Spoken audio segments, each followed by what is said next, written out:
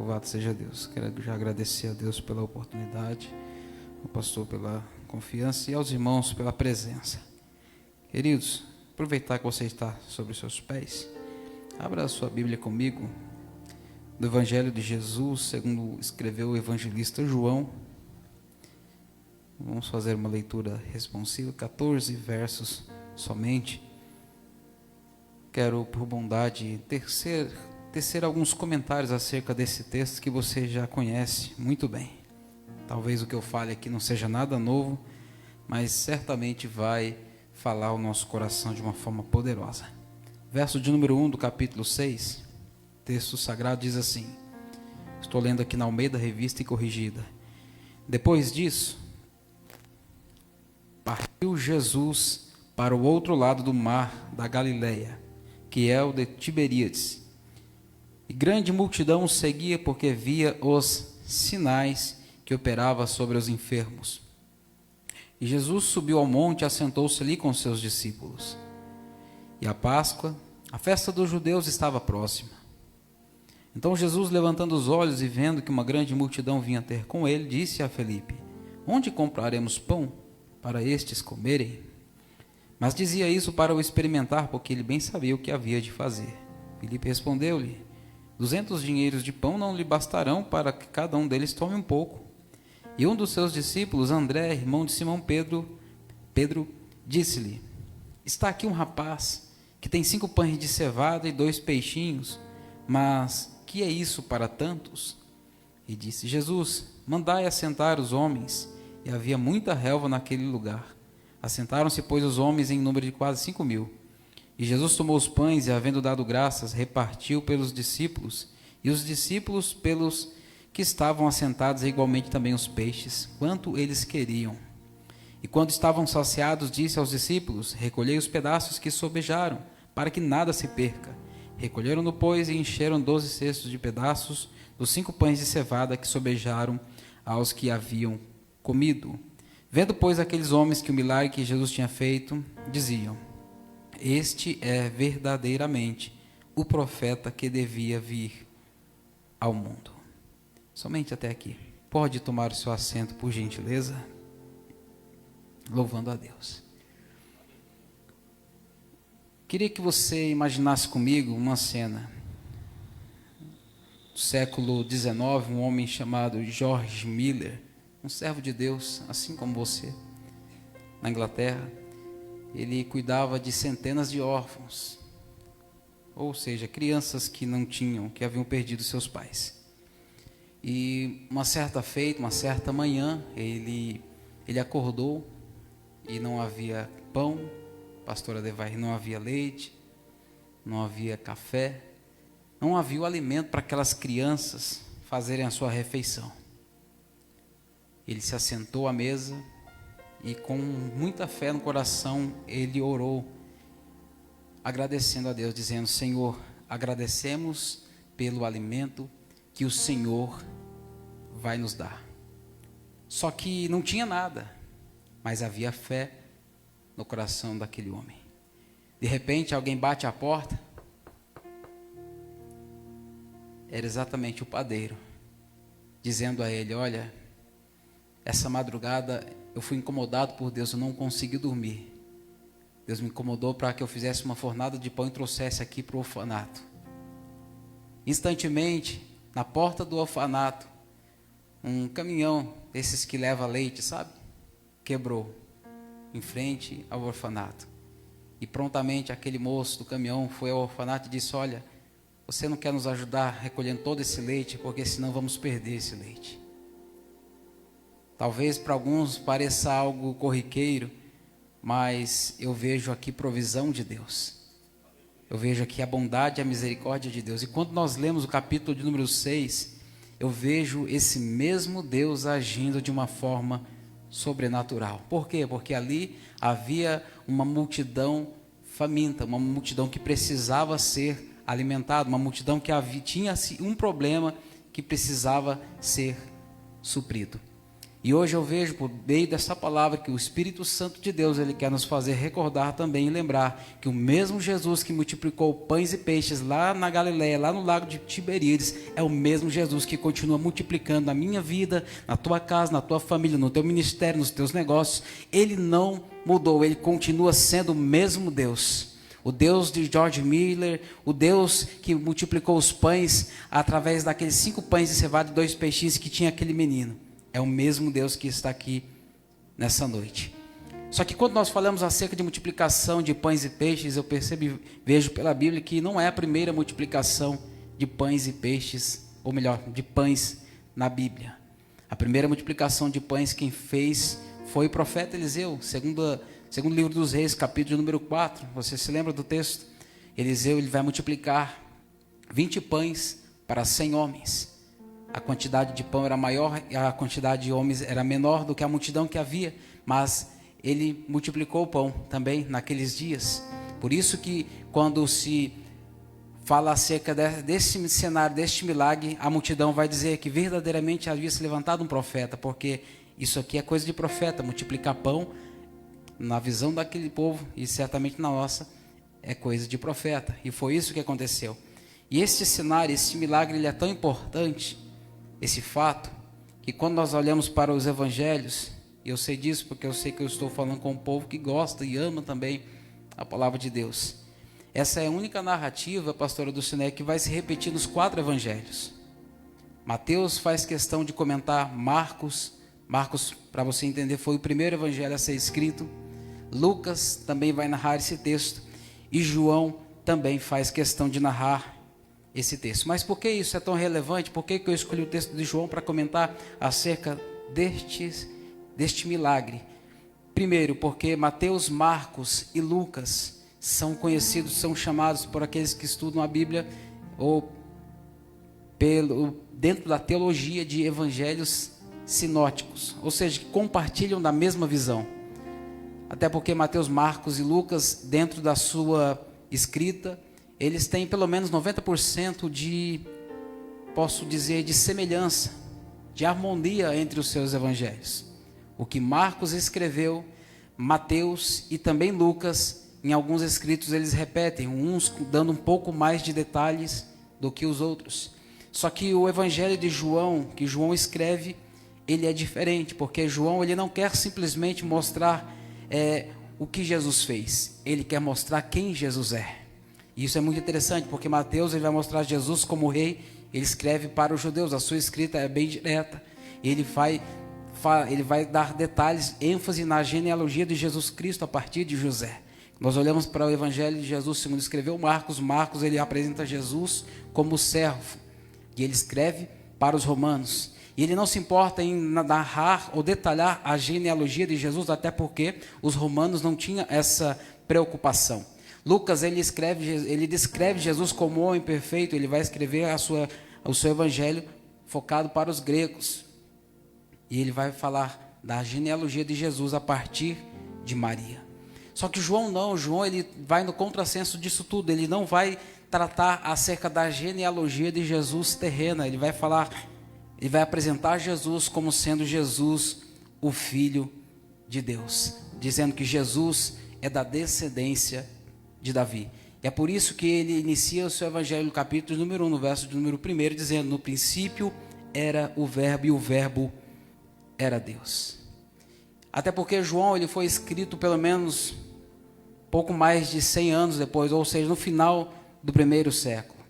Ele não vai repetir muitas coisas que foram escritas pelos outros evangelistas. Ele tem um evangelho exclusivo, o evangelho de João ele traz relatos que os outros evangelistas eles não trataram. Está me ouvindo? Posso ouvir um amém? Amém.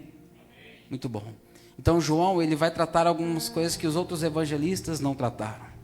João, o evangelho de Jesus, segundo escreveu João, ele é conhecido ou chamado também de evangelho apologético. O que seria apologia? Apologia é a defesa de algo. E João ele vai tratar com muita ênfase, porque ele vai defender algo muito importante nos nossos dias. Estudamos acerca disso numa das nossas escolas bíblicas, aos domingos pela manhã, e foi muito bom. E João, nesse evangelho, ele vai defender a divindade de Jesus. E por que isso se fez tão importante naqueles dias, no final do 1º século? Primeiro, porque a divindade de Jesus estava sendo confrontada ou atracada. Porque os outros evangelhos, Mateus, Marcos e Lucas, eles já circulavam pela igreja primitiva, ou seja, eles já eram lidos dentro das sinagogas, eles já eram comentados. E no final do primeiro século, a igreja primitiva ela passou a ser bombardeada por uma seita herética, o gnosticismo ou agnosticismo, como preferir. Eles diziam e pregavam que Jesus não era Deus, Jesus era um ser enviado por Deus, assim como também os anjos eram. E por que isso é importante nós comentarmos, segundo escreveu o próprio evangelista João? Por quê? Porque segundo os agnósticos ou gnósticos, nenhuma matéria não podia vir nada, nenhuma coisa boa dessa vida aqui. Ou seja, Jesus, se ele dizia, ele era 100% homem e 100% Deus, eles não criam assim, porque eles diziam que na carne, na matéria, não podia vir nada que fosse bom. Então eles não pregavam Jesus como sendo Jesus Deus, mas um ser enviado por Deus. E isso ganhou muita força naqueles dias. E João se levantou exatamente por isso que o primeiro verso do Evangelho segundo escreveu João, ele vai dizer que no princípio era o verbo, e o verbo era Deus. Ele vai defender a divindade de Jesus. Por isso que Mateus faz questão de traçar a genealogia de Jesus, assim como Marcos não tem essa preocupação, mas assim Mateus foca também na genealogia de Jesus, a partir de José, e Lucas a partir de Maria. E João vai falar acerca da genealogia de Jesus a partir do Pai. Que no princípio era o verbo não era um ser enviado por Deus, o verbo era o próprio Deus. E essa carta, quando nós vemos, ou esse evangelho, o propósito primário dele, o principal é isso. Eu quero que fique gravado na sua mente, no seu coração nessa noite, é que o propósito primário do evangelho de Jesus, segundo escreveu João, é provar que Jesus é Deus. Dá para gravar isso? Repita então comigo, o propósito do evangelho de João é provar que Jesus é Deus. Existem algumas características do evangelho de Jesus, segundo escreveu João, que somente ele escreve. Por exemplo, somente João escreve acerca das bodas de Caná da Galileia. Somente João vai falar acerca do encontro com Nicodemo. Somente João escreveu acerca da mulher samaritana. Somente João fala acerca do cego de nascença que Jesus curou. Somente João fala acerca da ressurreição de Lázaro morto depois de 4 dias. Somente João fala da revelação poderosa de Jesus como sendo ele o pão da vida. João ele não se preocupa em escrever estes cenários para dar uma ênfase a impressionar com os milagres que Jesus estava fazendo. Olha o que diz João, capítulo de número 20, vai aparecer aqui na tela também, João 20, verso de número 31. Porque o caráter do evangelho de João, ou de Jesus, segundo escreveu João, é traçar o propósito de Jesus sobre essa terra. Estes sinais foram escritos, está aqui na tela, para que creiais que Jesus é o Cristo, o Filho de Deus, e para que, crendo, tenhais vida em seu nome. Por isso que o evangelho de João não é um evangelho sinótico, não compartilha da mesma visão dos outros evangelistas. Ele não se preocupa em mostrar o que Jesus fez, mas em mostrar quem Jesus é. Os sinóticos mostram o reino. O evangelho de Jesus, segundo escreveu João, mostra o rei revelado na pessoa de Jesus Cristo. Então aqui eu começo a traçar ou tecer alguns comentários que eu julgo por importante nós compartilharmos, para que todas as vezes que você abrir o evangelho de Jesus, segundo escreveu João, você se lembre desse fato. Primeiro, ele não chama os milagres que Jesus operara, como os demais evangelistas comentaram e narraram, de milagres propriamente dito. Ele vai chamar os milagres que Jesus operara de sinais. Repita comigo, por favor, sinais. Por que sinais? Porque sinais apontam para uma verdade espiritual maior. Um exemplo, quando você chega lá da rua, de longe você enxerga a placa da igreja, sim ou não? Só que quando você olha para a placa é só um indicativo de que aqui há uma igreja, missão, igreja evangélica bíblica, missão Ebenezer. Só que a igreja não é do tamanho da placa, sim ou não? Não. A igreja é muito maior que a placa. Por quê? Porque a placa é só um indicativo, é só apontando para algo que nós estamos nos identificando. Quando você vê a placa de uma cidade, por exemplo, na minha cidade, a cidade onde eu nasci, só existia uma placa, tanto na entrada quanto na saída. Na mesma placa está escrito, seja bem-vindo, do outro lado está escrito, volte sempre. E tão pequeno que é a minha cidade. Mas a placa não é do tamanho da cidade. A placa somente indica a cidade. Está entendendo? É mais ou menos isso que Jesus, ou melhor, que João vai querer tratar e vai querer mostrar através de Jesus. E é por isso que a mensagem, o tema da mensagem para essa noite não é sobre pães e peixes. Vou repetir, não é sobre pães e peixes. Jesus foi narrado por João, sendo Jesus o autor de vários sinais. João escolheu 7. Poderia ter escrito muitos outros, mas ele selecionou 7 pelo menos. Ele vai falar acerca da transformação de água em vinho. Jesus transforma água em vinho, sim ou não? E já é algo extraordinário. Se nós formos olhar pela ótica humana, já é algo extraordinário, mas é só um sinal. Ele transforma a vida de pessoas, assim como transformou a minha vida e transformou a sua vida também. A Bíblia diz que ele curou o servo do centurião à distância, a mais de 30 quilômetros de distância. Mas isto é só um sinal, porque ele cura mesmo é da eternidade até a terra por todos os dias. Está entendendo? Levantar um paralítico de 38 anos que estava já padecendo daquela enfermidade, isso é só um sinal. Que ele pode fazer, ele cura a enfermidade da nossa alma. Quantos que estão aqui não foram sarados e tiveram as suas almas curadas por Jesus no momento da vida? Curar um cego de nascença, somente o Messias poderia fazer isso, mas também é só um sinal. O que ele cura de verdade é a cegueira da alma. Quantos que estão aqui nessa noite que não enxergavam a grandeza, a bondade, a misericórdia de Cristo, até ter o Espírito Santo sobre a sua vida, que te fez enxergar a bondade de Deus que te alcança todos os dias? Multiplicar pão e peixe não é tudo que ele pode fazer. Isto é só um sinal. O que ele fez de verdade sobre a nossa vida foi alimentar a nossa alma que estava sedenta, com fome, com desejo de ter um alimento e nada saciava, mas Jesus Cristo saciou a nossa fome.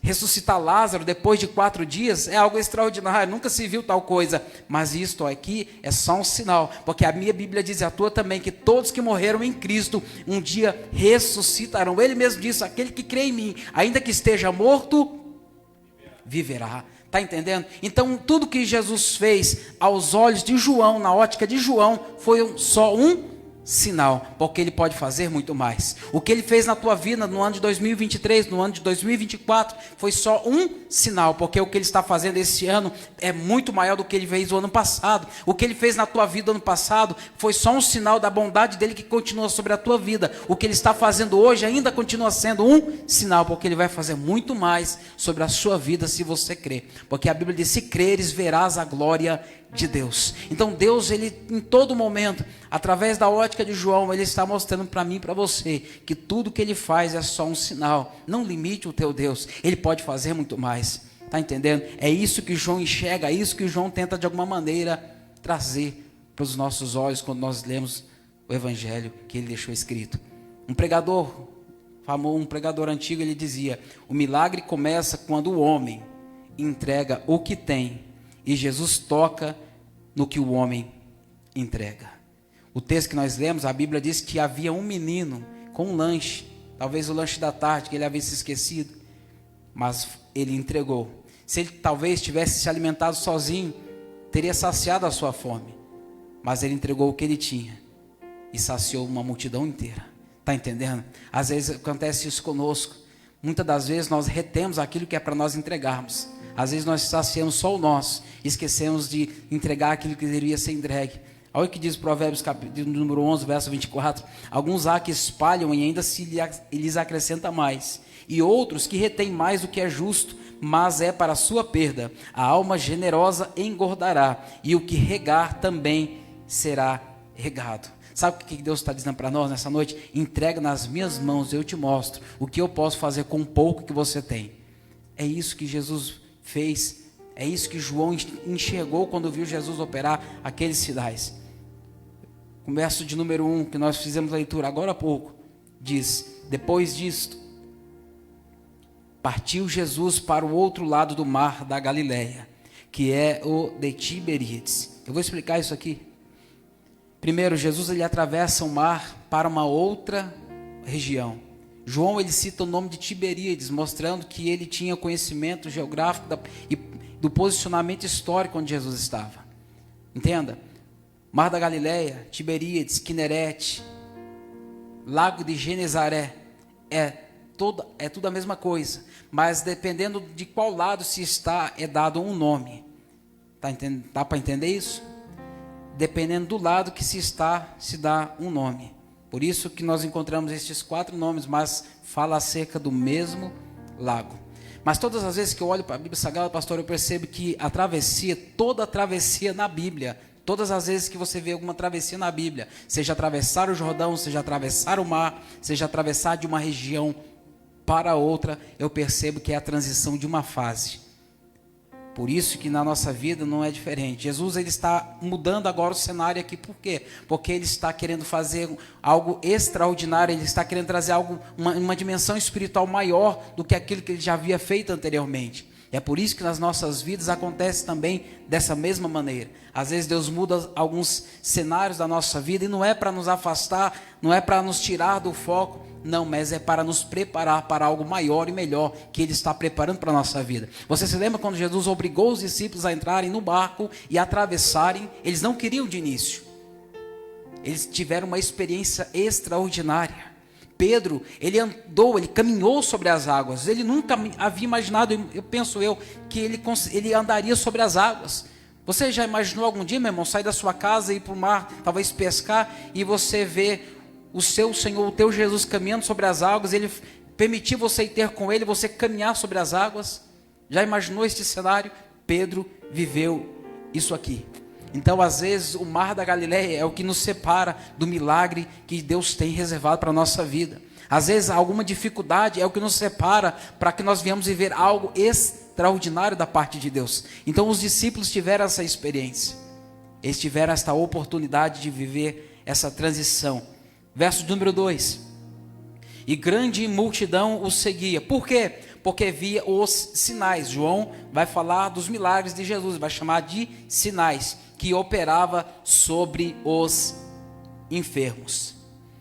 A multidão segue Jesus, não por conta de quem Jesus era, mas por conta daquilo que Jesus estava fazendo. Jesus estava curando pessoas. Os enfermos que eram levados diante dele eram curados por ele. É isso que o João está tratando, é isso que o João está falando. E nos nossos dias muitas pessoas seguem Jesus também, mas não por aquilo que Jesus é, mas por aquilo que Jesus faz, por aquilo que ele opera, por aquilo que ele concede a cada um de nós.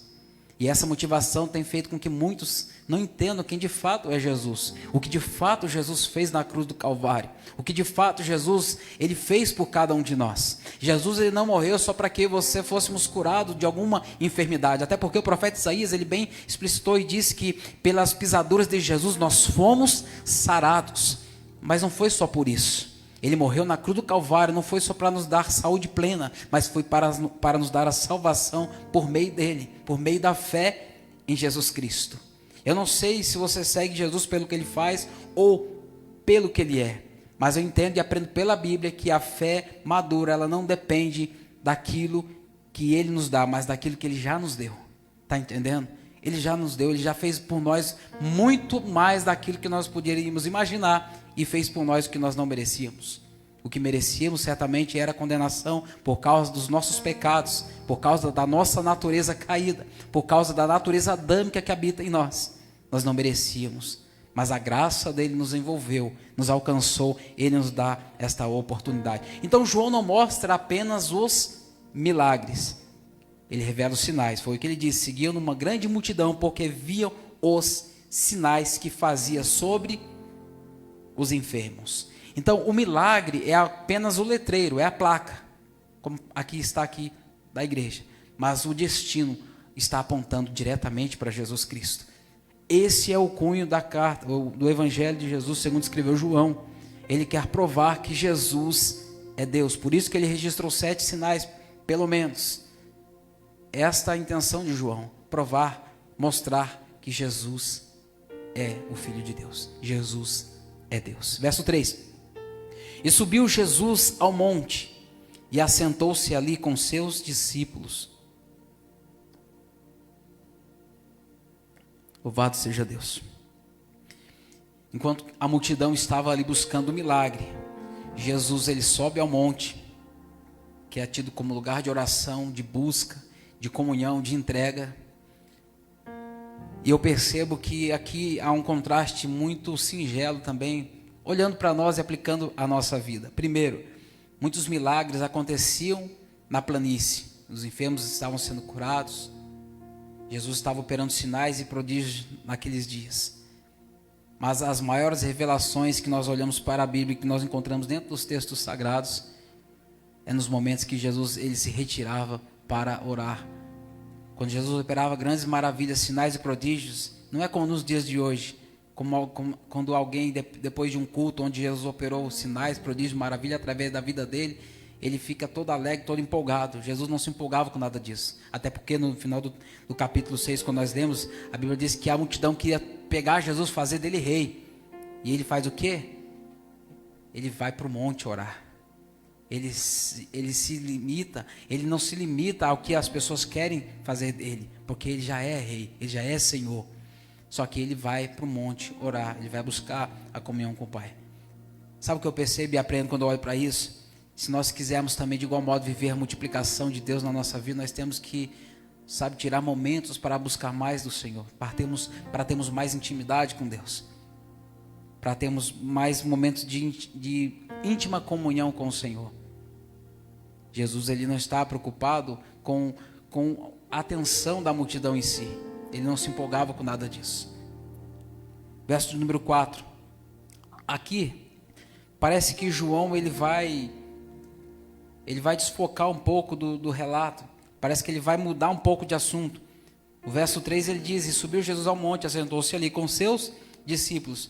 E o verso 4 parece não fazer sentido, mas ele diz: e a Páscoa, a festa dos judeus, estava próxima.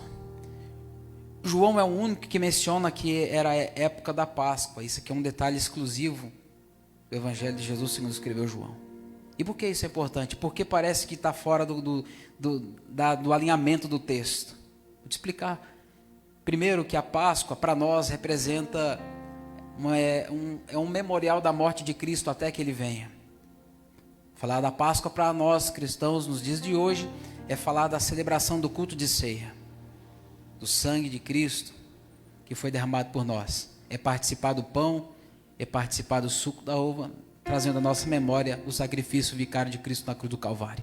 Só que naqueles dias, para um judeu, falar da Páscoa era trazer à memória deles as grandezas de Deus que foram operadas lá no passado. É trazer à memória deles o Deus que lá no deserto, quando o povo sentiu fome, foi Ele que mandou maná do céu. Quando o povo sentiu sede, foi Ele que fez brotar a água da rocha. Quando o povo estava caminhando pelo deserto, Ele era a própria nuvem que ia adiante deles. E quando a nuvem parava, eles paravam. E quando a nuvem continuava, eles continuavam caminhando.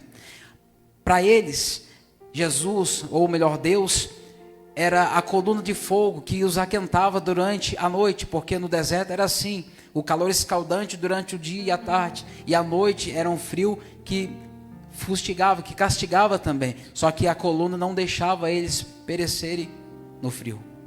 Essa é a lembrança que eles tinham naqueles dias, quando falava acerca da Páscoa. Vou explicar melhor, para contextualizar, para você entender. Falar da Páscoa para um judeu naqueles dias era dizer: olha, o Deus que mandou o maná, que sustentou o povo no deserto, que matou a fome do povo no passado. Por que ele falou? Era a Páscoa. A festa dos judeus estava próxima. Ele está dizendo: olha, o mesmo Jesus, o mesmo Deus que estava lá no passado operando aqueles sinais, é o mesmo Deus que está aqui também operando nessa noite. É o mesmo Deus na pessoa de Jesus Cristo, porque naqueles dias o pão veio do céu, e naquele dia estava falando do próprio pão vivo que havia descido do céu, o pão encarnado, o pão em carne e osso estava ali naquele momento. É isso que João está tentando mostrar para o povo. É isso que João está tentando eternizar dentro das letras sagradas. Sabe qual que é a melhor maneira de você, de nós, a igreja de cristãos, de servos de Deus, crerem no poder de Deus sobre as suas vidas? Sabe qual que é a melhor maneira? É você olhar para o passado. Por quê? Porque quando você olha para o passado, quando você olha para a sua história, você se lembra de onde você veio, você olha e você vê quanta coisa Deus já fez na tua vida. Aí isso te dá força para continuar caminhando e para continuar crendo que Ele pode fazer muito mais.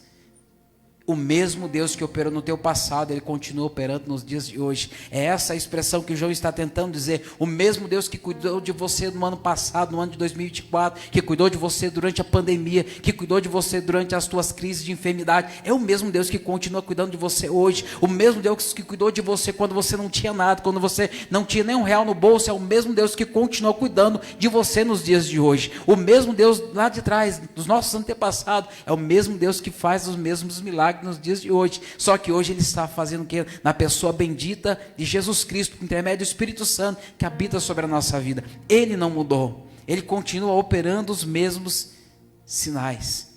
É isso que João está tentando trazer a revelação para o povo. Por isso que o texto vai dizer, e era a Páscoa, melhor, a festa dos judeus estava próxima. Até aqui tudo bem, meus irmãos? Verso de número 5, olha o que diz o texto. Então Jesus, levantando os olhos e vendo que uma grande multidão vinha ter com ele, disse a Felipe: onde compraremos pão para estes comerem? O texto diz que Jesus sabia o que ele havia de fazer, mas a Bíblia diz que ele fez isso para testar, para experimentar a fé de Felipe. Na nossa vida não é diferente, meus irmãos. Existem situações e momentos da nossa vida em que o próprio Deus, Ele permite passarmos por situações. O problema ainda nem chegou, o problema ainda nem se instalou, mas Ele já sabe o que vai acontecer. Ele já sabe que haverá livramento para a tua casa, para a tua família, porque você é crente, você ora, você tem discernimento de espírito, você conhece o teu Deus. Então Ele sabe que você vai passar, que você vai suportar, que você vai vencer. Mas por que Ele permite? Porque Ele quer experimentar a nossa fé. Depois de algumas batalhas que nós passamos, que nós vencemos e nós vivemos, é impossível nós retornarmos às nossas origens. Nós não podemos ser plácidos, esquecer de forma tão rápida o que Jesus já fez na nossa vida. Porque isso às vezes acontece. Existe uma coisa chamada neuroplasticidade, ou seja, a nossa mente, ela jamais retorna ao estado anterior, está entendendo? Todas as vezes que você adquire conhecimento, é impossível você retroceder àquele conhecimento adquirido. Por isso a neurociência chama isso de neuroplasticidade. O seu cérebro, o nosso cérebro, o cérebro humano, ele está em constante desenvolvimento, está entendendo? Ele expande cada vez mais, e isso é interessante. Então quando Deus ele faz uma pergunta, Ele perguntou para Felipe: aonde compraremos pão? Onde? Ele já sabia a resposta. Então quando Jesus quando Ele fizer uma pergunta para você, não é porque Ele está querendo saber a sua resposta, Ele já sabe o que vai fazer. Ele está querendo ver onde é que está a tua fé. Onde é que está a disposição de você, onde é que está a sua disposição, onde é que está a minha disposição de acreditar no que Ele pode fazer. Porque às vezes nós somos talvez como Felipe, nós olhamos para a circunstância e falamos: não tem jeito.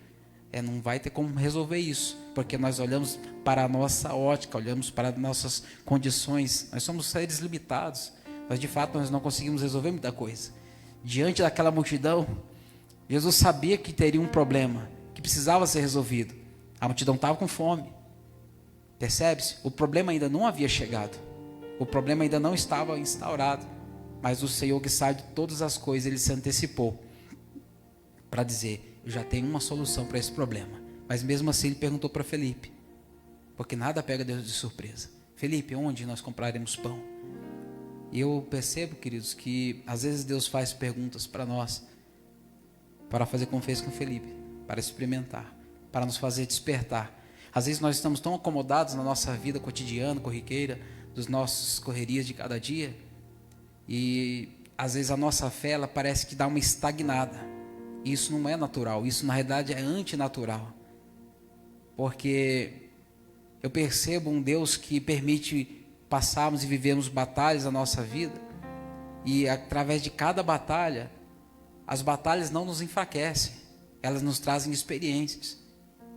Eu percebo que ao passar dos anos, nós adquirimos conhecimento, adquirimos mais bagagem intelectual, passamos a conhecer mais a Bíblia, mas em alguns momentos, em algumas situações, nos tornamos tão meninos na fé, sabe, tão inconsequentes muitas das vezes com relação à fé. É como se nós nunca tivéssemos conhecido a Bíblia. Isso é contraditório. É alguém que está 15, 20 anos na igreja, já pregou, já ganhou almas para o Senhor, já viveu cenários extraordinários na presença de Deus, e hoje está vivendo uma vida decadente, como se a fé nunca fizesse parte da vida dele. Então isso é contraditório, isso é algo que posso dizer, não cabe dentro de um coração que um dia recebeu a Cristo, um coração que habita o Espírito Santo. Então nós precisamos desse alimento, precisamos estar nutridos desse pão vivo que desceu do céu, para nós continuarmos caminhando, para nós continuarmos suportando a lida diária aqui. A vida não é fácil, mas ela precisa ser vivida e ser encarada com maturidade, se nós quisermos chegar naquele grande dia e poder dizer a mesma frase de Paulo: combati o bom combate, encerrei a minha carreira, guardei a fé. Está entendendo? Paulo disse isso, mas ele viveu situações que, meu amigo, situações que nenhum de nós conseguimos certamente imaginar o que esse homem viveu. Verso 6: mas dizia isto para o experimentar, porque ele bem sabia o que havia de fazer. Então, quando faltar pão, lembre-se, Jesus sabe o que vai fazer. Quando faltar provisão, fica tranquilo, Jesus sabe o que vai fazer. Verso 7, olha a resposta de Felipe. Felipe respondeu-lhe: 200 dinheiros de pão não lhes bastarão para que cada um deles tome um pouco. Felipe estava querendo dizer aqui, eu vou dizer de forma mais simples. Felipe ele vai olhar para a lógica humana e vai dizer: olha, Senhor, 200 dias de trabalho. É como se Felipe estivesse dizendo: Senhor, eu preciso de 200 dias para resolver esse problema, mas mesmo assim isso vai ser pouco para o tanto de gente que tem. Porque às vezes a gente faz isso. Às vezes nós temos uma situação para resolver de imediato e a gente antecipa. A gente vai jogando, vai protelando. É isso? Vai postergando, vai colocando para frente. E às vezes não. Às vezes Deus quer que nós tenhamos é na hora mesmo. Existem decisões na nossa vida que não dá para esperar amanhã. É hoje, é agora. É nesse exato momento. É um ladrão que está lá na cruz. E Jesus libera uma palavra de salvação para a vida dele. Porque ele creu. Era naquele momento. Era naquela hora. Aquela era a última chance dele. Não tinha como esperar. Não tinha como falar assim, ó, espera mais um pouco para ver, né, como é que vai ser. Não. É exato momento. Então Felipe ele vai falar: Senhor, 200 dinheiros de pão não bastarão para que cada um deles tome um pouco. E isso aqui é interessante, porque Jesus falou para Felipe: onde nós vamos comprar pão? E Felipe ele responde como nós iremos fazer isso? Jesus não perguntou como, Jesus perguntou onde. Eu aprendo aqui que Jesus nunca vai te dar o onde sem antes te dar o como. Ele nunca vai falar para você fazer algo sem que antes ele já tenha preparado de antemão a bênção para que você venha fazer aquilo que ele mandou você fazer. Ele nunca vai colocar uma palavra no teu coração sem antes capacitar, sem antes colocar algo na tua vida para que você venha levar a vida de alguém, para que aquilo venha trazer transformação para a vida daquela pessoa. Ele sempre vai na nossa frente, meu irmão. Você nunca vai pegar Deus de surpresa, ou nada nunca vai pegar Deus de surpresa. Ele sempre vai antecipar a nossa vida. Se Ele te deu a direção, se Ele te deu a palavra, fica tranquilo, o resto é com Ele. Ele te dá a provisão, Ele te dá a estratégia, Ele te dá a graça, Ele te dá a sabedoria. Fica tranquilo, foi isso que Ele estava dizendo para Felipe. E por que Jesus questionou justamente Felipe? Se vamos olhar para o texto, se fosse para questionar alguém, pastor, poderia ele ter questionado talvez Judas. Ou melhor, Tomé, que era um dos mais incrédulos. Não sei. Mas por que ele questiona Felipe? Vamos tentar conjecturar o texto, tentar conjecturar sem ferir esse texto. Felipe, olha João capítulo 14, verso 8 e 9. Disse-lhe Felipe: Senhor, mostra-nos o Pai, e isso nos basta. Respondeu-lhe Jesus: há tanto tempo estou convosco que não me tens conhecido, Felipe? Quem me vê a mim, vê o Pai. Como dizes tu, mostra-nos o Pai? Esse diálogo aqui acontece durante a última ceia, na noite anterior à crucificação. Jesus estava consolando e confortando o coração dos discípulos, falando que ele havia de retornar para o Pai. É o que ele diz no João capítulo 14, verso 6, dizendo: eu sou o caminho e a verdade e a vida, ninguém vem ao Pai senão por mim. Foi nesse exato momento que Felipe fez o pedido sincero: Senhor, mostra-nos o Pai. Felipe ele era um camarada questionador, ele gostava também de questionar. Isso não tem nada de errado. Mas outro ponto que eu percebo que Felipe foi questionado por Jesus, e não um outro discípulo, é porque Felipe ele era da onde? Ele era natural também de Betsaida, que era exatamente na região onde Jesus estava naquele momento. Era como se Jesus estivesse falando: olha, Felipe, já que você é daqui, já que você é de Betsaida, onde que tem padaria aqui para a gente comprar pão para alimentar essa multidão? Vou simplificar e melhorar e contextualizar. Já que você está aqui, é você que Jesus vai usar para fazer coisas extraordinárias aqui nesse bairro, nessa igreja, no lugar onde você trabalha. Está entendendo? Jesus vai usar a tua vida, meu irmão. Você não está onde está por acaso. Você não está lá na empresa por acaso. Você não está trabalhando na prefeitura por acaso. Você não trabalha na rua conhecendo várias pessoas por acaso. Se você está fazendo isso, porque Deus tem um propósito na tua vida e através de você, Ele quer que você se torne um Felipe, um solucionador de problemas. Ele talvez esteja te experimentando, que Ele sabe o que vai fazer através da sua vida. Ele sabe o que tem para fazer através de você. Ele questionou Felipe. Felipe fica sem saber o que fazer. Então você não está aqui por acaso. Verso de número 8. Um dos discípulos, André, irmão de Simão Pedro, disse-lhe: está aqui um rapaz que tem 5 pães de cevada e 2 peixinhos. Se tivesse terminado aqui o texto, estava legal, porque André pegou e olhou e viu que tinha alguém que tinha uma provisão. Era pouco, mas tinha. Era como se André estivesse falando: olha, nós não temos muito, mas nós temos que usar o que nós temos. Tá bom? Entendeu? Nós temos que usar aquilo que nós temos. Pode ser pouco, mas é o que Deus vai usar. Pode parecer insignificante para tantos, mas é o que Deus vai usar. É o que André está falando. Só que André é boca aberta. Olha o que ele vai falar. Mas o que é isso para tantos?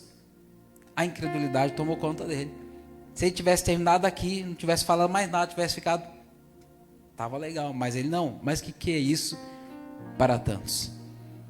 Faltar-me tempo para falar acerca do pão de cevada, mas o pão de cevada naqueles dias era o pão mais barato, era o pão da ralé, era o pão dos pobres, era o pão que, segundo a carta de Reis, se não me falha a memória, vai dizer que Salomão alimentava os seus cavalos com pães de cevada. Era o pão dos pobres. A realeza, os top de linha, né, os que moravam na Araretama, comia trigo. Está entendendo? Mas os pães de cevada eram o pão menos favorecido, era o pão mais barato. E Felipe diz, e André disse: mas o que é isso para tantos? Quero deixar para você aqui, não é sobre aquilo que você tem, não é sobre o quanto você tem, é sobre o quanto você está disposto a entregar, é sobre o quanto disposto você está a se entregar e se doar em prol daquilo que Jesus está requerendo de você. Foram 5 pães de cevada, mas foi suficiente para alimentar uma grande multidão. Talvez o teu pão de cevada seja, você fala: eu tenho a boca dura, eu não sei falar direito, eu tenho dificuldade na fala. É o teu pão de cevada, é o que Deus vai usar, meu irmão. Mas eu tenho vergonha, eu sou tímido. É o teu pão de cevada, é o que Deus vai usar. Deus nunca se preocupar em usar coisas, insignificantes aos olhos das pessoas do mundo. Se é o que você tem, é aquilo que Deus vai usar. E 2 peixinhos. Quantas vezes nós achamos que nós não temos o suficiente, ou o que é necessário para Deus usar a nossa vida? Mas eu volto a repetir a minha fala: Deus não precisa do seu muito, Ele precisa da sua entrega, Ele precisa da minha entrega. É somente isso. Verso de número 10. E disse Jesus: mandai assentar os homens. Ora, havia muita relva naquele lugar. Assentaram-se, pois, os homens em número de quase 5.000. Eu tenho 2 minutos. Interessante o texto de Mateus. Eu já estou finalizando. Mateus, ele vai traçar um paralelo muito interessante, falando ainda de peixes. Mateus 17, 24, 27 diz assim: chegando eles a Cafarnaum, aproximaram-se Pedro, os que cobravam as 2 dracmas, e disseram: o vosso mestre não paga as 2 dracmas? Disse-lhe sim. E entrando em casa, Jesus lhe antecipou, dizendo: que te parece, Simão? De quem cobram os reis da terra os tributos ou os impostos, dos seus filhos ou dos estranhos? Disse-lhe Pedro: dos estranhos. Disse-lhe Jesus: logo os filhos estão isentos. Mas para que não os escandalizemos, vai ao mar e lança o anzol e tira o primeiro peixe que subir.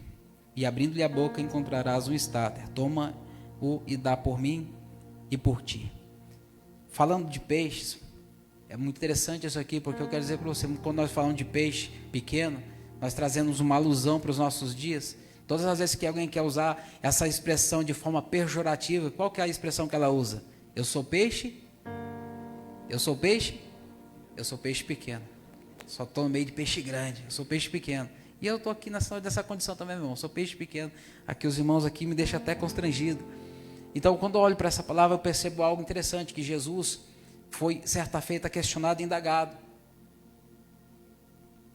por uma das autoridades religiosas da época. Perguntaram, olha, o teu mestre, ele não paga tributo? E por que Jesus vai usar esta expressão? Por que essa expressão usada por Mateus é tão explícita? Ele vai dizer, olha, o que te parece, Simão? De quem cobram os reis da terra os tributos ou os impostos? Dos seus filhos ou dos estranhos? Ele disse dos estranhos. Então os filhos dos reis estão isentos. Por que Jesus falou isso? Porque se você abrir a sua Bíblia, lá em 1 Samuel capítulo 17, verso 25, vai dizer, o homem disse, vai falar que Davi venceu o gigante, por isso que ele foi isento dos impostos. O homem que ferir, o rei enriquecerá de grandes riquezas, lhe dará a sua filha, e fará isenta de impostos a casa de seu pai em Israel. Você se lembra do texto? 1 Samuel 17, 25. Quando o gigante estava afrontando a nação de Israel, e aquele que vencesse o gigante seria enriquecido com muitas riquezas e teria a isenção dos impostos de toda a sua casa. E a Bíblia diz, Mateus 1:1, livro da genealogia de Jesus Cristo, filho de Davi.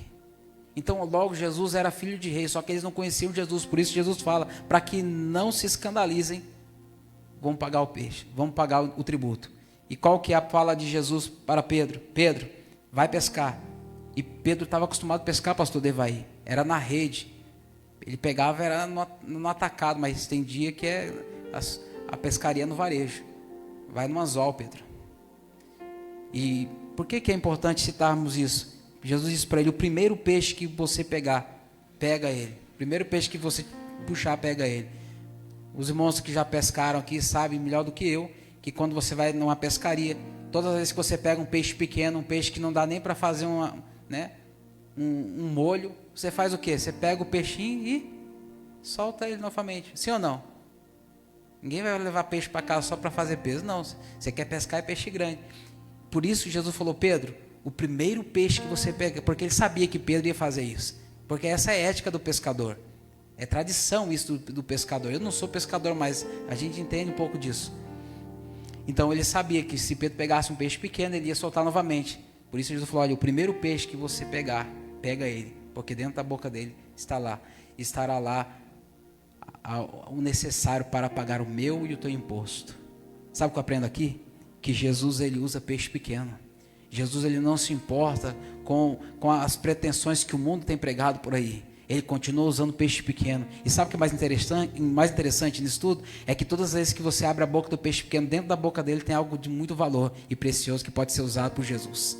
Foi isso que Jesus fez. Quando eu olho para a Bíblia e vejo o peixe grande, sabe o que eu vejo? Eu vejo um profeta dentro da boca dele. É Jonas dentro da boca de um grande peixe. E nos nossos dias não tem sido diferente. Quantos peixes grandes têm engolido os profetas nos nossos dias? Você não pode mais pregar o que quer por aí. Aqui não, graças a Deus. Mas por aí você não pode pregar sobre pecado, sobre adultério, sobre imoralidade sexual, sobre homossexualismo. Mas nessa igreja não. Nessa igreja nós continuamos pregando a verdade, aquilo que a Bíblia ensina. Por quê? Porque aqui tem peixe pequeno. Porque aqui existem pessoas que têm a graça de Deus sobre as suas vidas. E todas as vezes que você abre a sua boca, tem algo de muito valor, precioso, que Jesus quer e vai usar. Amém, meus irmãos? Meus irmãos, eu quero finalizar a minha fala. Quero agradecer a Deus pela oportunidade. E dizer para você, não se preocupe. Jesus, ele usa o teu pouco para fazer muito. Ele usa aquilo que você tem. É o teu pão de cevada. Para fazer coisas extraordinárias. E o nome dele ser glorificado. Às vezes nós achamos que nós precisamos de grandes coisas para que Jesus opere maravilhas, sinais. Não. Ele só precisa da nossa entrega. 5 pães e 2 peixinhos. Era o que tinha. É o que Jesus usou. É o que Jesus vai usar nessa noite. Amém, meus irmãos? Quero agradecer a Deus pela minha oportunidade. Que Deus continue falando melhor o coração de cada um dos irmãos. Em nome de Jesus.